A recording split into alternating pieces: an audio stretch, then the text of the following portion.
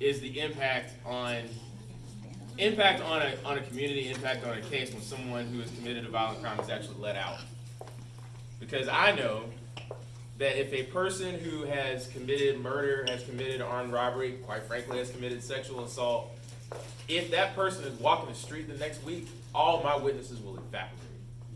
Because they're saying, I can't even trust y'all to like keep this person in custody. So why in the world am I gonna wait on y'all and talk to you when I know this person, I know who he killed. Now I'm not saying this person met our burden of prove a case beyond a reasonable doubt. I'm just talking about what the streets say. And in the streets, the people, the witnesses are saying, why in the world would I go and talk to the DA or the cops or anybody else when the person that I pointed to and told you he shot somebody is walking the street the next day? Absolutely. My witnesses are gone, and guess what? My case goes along with it, and I can't use the one tool I have in my arsenal, which is facts and evidence and law, to keep you safe. So let me just add one thought, and then we're gonna ask another question, and that is, in Mecklenburg County, the majority of violent offenders are the same folks, and they getting out on bonds, and they commit more crimes. That's according to the CMPD, not Charles Robinson. So the CMPD is saying, hey, the same people committing the crime. You look at who committing the most crimes, it's the same people. And then the same people getting out on bond are waiting 4 years to go to court, which means we don't have enough ADA, so he needs some more money. I'm glad the legislature here, because he needs more money to house more ADA from somewhere. Because they wait to go to court 4 or 5 years. And after 5 years, the case is over with. Let's just be honest. And so my question to you, sir, is if bonds don't work, how is he then supposed to get those people to come to court? If you sign a statement, you're on a motion of discovery of a killer, he's going to get that motion of discovery with your name on it. And then you got to deal with a killer that's released on the bond because you said the bonds don't work. We can't have it both ways. We have to have some type of measure to give an opportunity to go to court. And if you are arrested for convicted for with a charge, have your day in court. But don't get to come home to walk next door, because what's happening in my community, over in Hidden Valley, what they were doing was going to talk to the witnesses. You snitching? So let me shoot your house up. Let me shoot your house up in front of a ring cam. Let me shoot 120 rounds in your house, and then we're going to give you a $10,000 bond. And the $10,000 bond gives that shooter $1,000 to get out. He can pay $250 and come home. That's not popular for everybody, but that's what happened. Lee's not wrong. Okay. Oh, please, because I'm about to jump out my chair. Because, see, I work with kids, and I keep saying this. Everybody want to put a Band-Aid on a gaping wound that these people did not create. And so my question now is, since you said that, Charles, Okay. I'm going to ask you. Okay. Even if I went and killed somebody and they kept me on $1 million bond, right? Yes. Does that mean that my riders now going to still talk to these witnesses or kill witnesses and rob and steal, do whatever it is that they gonna do? It doesn't mean that I'm still incarcerated. Okay. I'm just not the person committing a crime anymore. But guess what? I still got folk out here. So when I deal with my kids every day, guess what? They still got friends. The ones of us who have had these lived experiences, guess what? Our friends might not be incarcerated. So if we do go commit a crime and we held on bond, which a lot of people ain't did their work and don't know what bonds really are and who it affects, let's just be real. Okay. But that's a whole nother conversation for a whole nother meeting. Okay. But does that mean that the crime gonna stop? We in a meeting right now. It's somebody out there robbing somebody. We keep meeting about meetings and crimes keep happening. People keep talking and don't nobody want to do nothing. But the same people all the time, and I keep saying that. So now, what's the solution? We keep talking about Spencer. We keep talking about Tim. We keep talking about these people. What are we gonna do? So guess what? I tell y'all what y'all can do. When the ACLU go sit in front of Roy Cooper matching from December the 1st to December the 31st, just like they got all of these people home on compassionate release from mass incarceration, everybody should be out there then. If you want to see the change, because guess what? That's where the real laws are right here in the House, in the Senate, in Congress. That's who matters. That's who passing down what's going on in our cities. He can't change that overnight, nor can I. So we gotta go where it's gonna be a real change and where this really matters. Okay, so I think what we're all saying is that we've all come together because these are our elected officials, and we elected them to protect and serve. And No, and you some hired of the us police in department here for are that. saying that we're With a not being $292 protected million and we budget. don't feel like we're being served. And that's why we are here today with our elected officials to come to solutions. And so this lady has been waiting very patiently, so let's hear what she has to say. Thank you.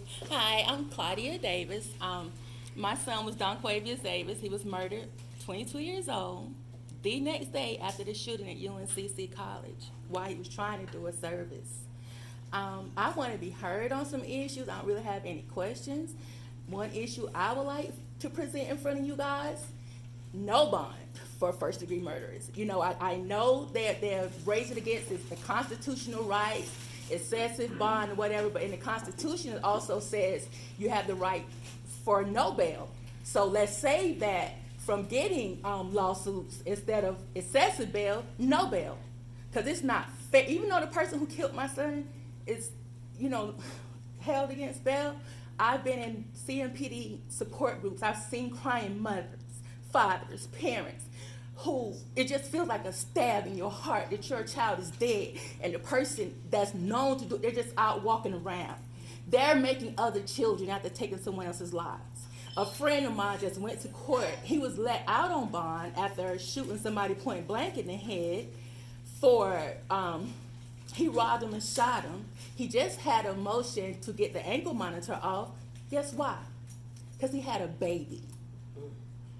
He want them to feel bad for him because he had a baby. He ain't caring about these people, baby. It's ridiculous, and using resources that could get other cases, you know, going. And another thing I want to speak about is the chart. No offense, but this chart and point system that's used to determine whether they are let to have a plea deal.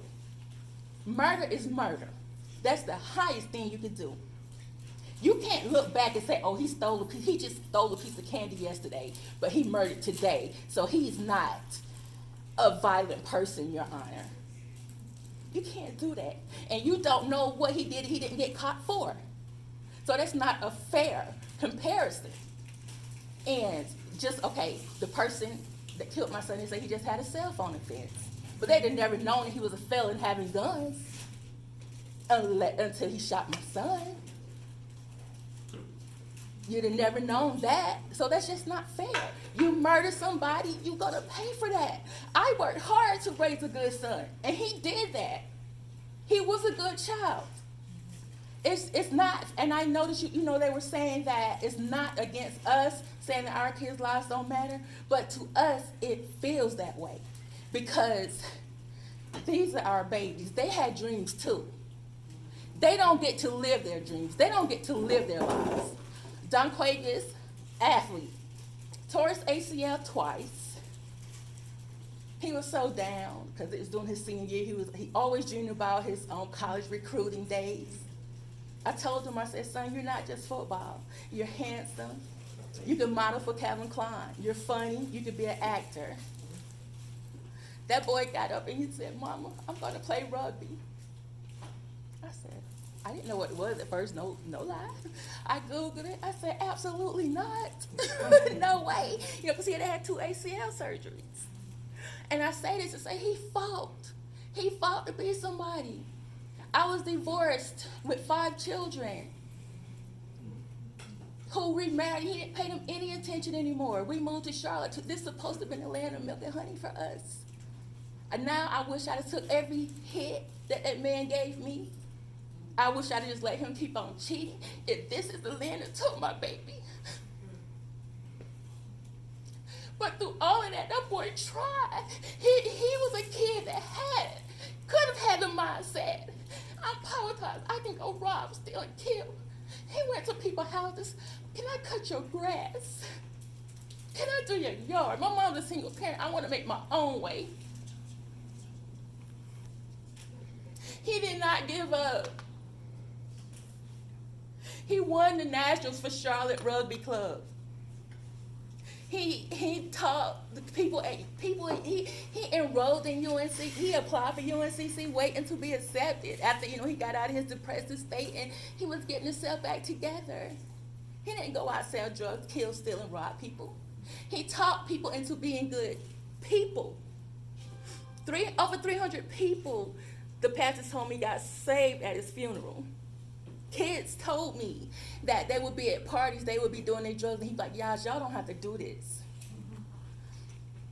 And I lost my train of thought, but I remember one time somebody else with the same name as him was being sought after by the sheriff department. I remember calling the sheriff department and saying, I got a son by that name too. He go to Porter Ridge High School. Y'all please make sure y'all get the right one. That's just how much I wanted my son to live. I taught him, I raised him. Thank you. He to bridge the gap between the community and the police departments. Union County, he fed the officers every Easter. He said, Mom, these police officers out here protecting and serving, and we're home with our families. Everybody's got to come together. Everybody got to start having accountability and responsibility. You can't just keep saying, I'm black, I'm white. You're talking about they treating us bad in schools when our kids don't want to even go no more. He was just 22 years old with that mindset.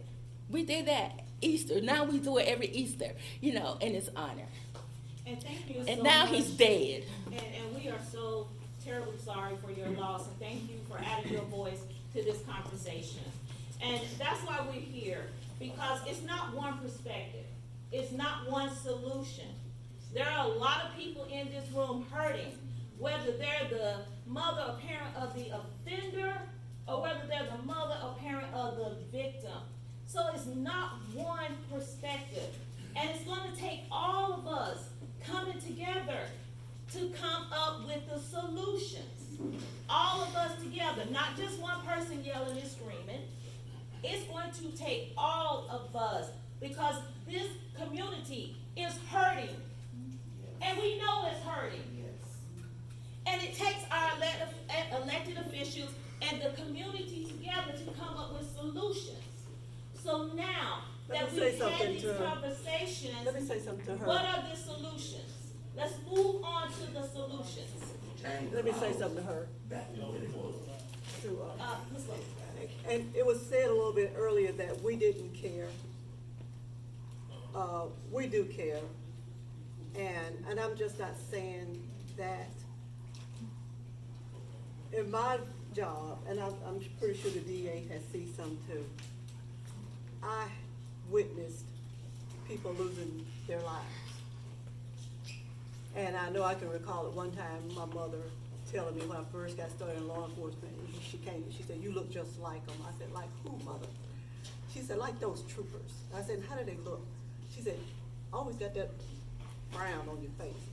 And I said, I've smelled death.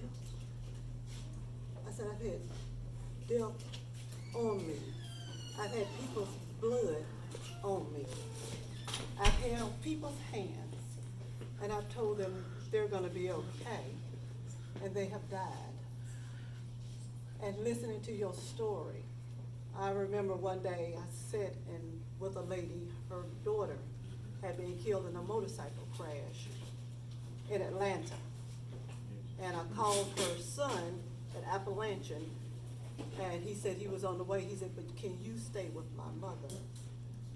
And I told him, yes, I will stay with your mother. And I got there and trying to tell her daughter had passed in a crash. And she was just out of it. And she was like, can I get you something? Get some tea, some coffee. And I'm like, ma'am, I'm just fine. And she got our photos and started showing me pictures of her daughter. And we just talked. And about like you just did, she told me her daughter's life story. And these happened all through my career, that I had to deliver those death messages and hold mothers and let them cry about their children. And my daughter told me, she said, you'll never be a politician because you care about people. And this is why I do this. So I do care. And the DA knows that I told you what about the victims. I did tell him that. Can you And say I that told- again? What about the victims? Victims matter. Yes, Innocent, beautiful victims who never hurt anyone. and that's when I was in law enforcement. I care about the people. I care about the victims. And I'm so sorry for all of you. I could not take it if something happens to my children. And I just wanted to say. We're not. I'm sorry. We're not taking it. And also, when we're talking about solutions, and I heard this gentleman talk earlier, and what we've got to realize when we're saying things for the kids to do, we need the things kids to do. These not the same kids that they were when we were growing up. That's right. Time out, hold on, time out. CPD got I had $2 million and can't solve crime. 10 organizations email me over the summer and say, we got slots, the kids are not coming.